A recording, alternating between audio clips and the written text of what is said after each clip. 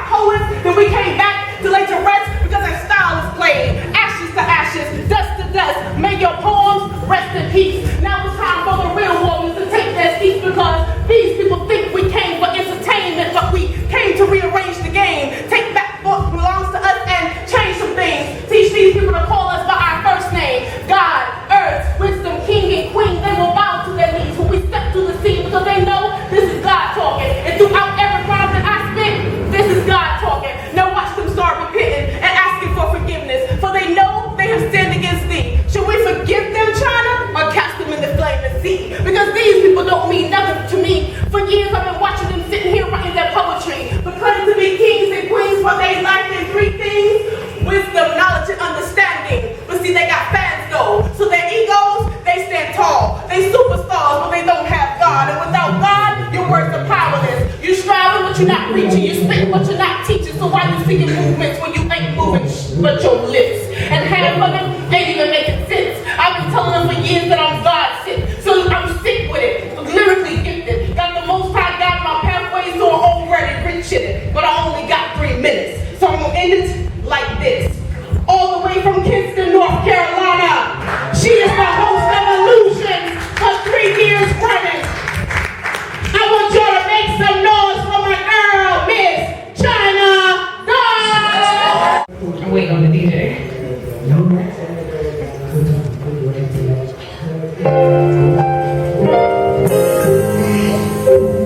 He watched endlessly, night after night, as she poured her heart out on stage. He watched endlessly, night after night, as she poured her heart out on stage. That was supposed to be the instrumental, but it's cool. Actually, that was the instrumental. It says beat on it, but it's cool. Can y'all just rock with me without the music? All right. He watched endlessly, night after night, as she poured her heart out on stage, replaying images of thoughts, emotions, unable to resist the passion that burned inside of each simile she gave birth to, spilling her ink, which formed into tears on the drenched platform that lay before her, as she drowned the audience with expression, making love to each stanza, immersed with great sentiment. She remained afloat, powerless, like a puppet on a string, as if he were Pinocchio and she Geppetto. Her words pulled each chord, moving him to think outside the box, the comfort zone that held him hostage, imprisoned by ridiculous preferences of what ought to be, not what is. His heart cried out for more, infatuated with each metaphoric line that pieced together her design. Puzzled, yet feeling a little out of place, he began to adjust his attire, shifting his clothes in place, however filling this place. This is not what he expected. How dare she be more than hips, lips, and fingertips?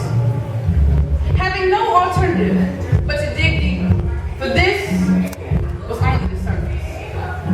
Wiping the slate clean, he rewrote the chapters. Her voice erupted like Mount Vesuvius, relaying pipe from her vocals, his cerebellum climax, reaching a zenith of pure ecstasy, gathering the jigsaw pieces that embodied her, internalizing the inevitable, for she is poetry. Ask the question, do I ever cross your mind anytime? Silence into the room like a deep in the night. A sly smirk conjured within me. With one eyebrow rose, I began to birth my thoughts. This insidious question.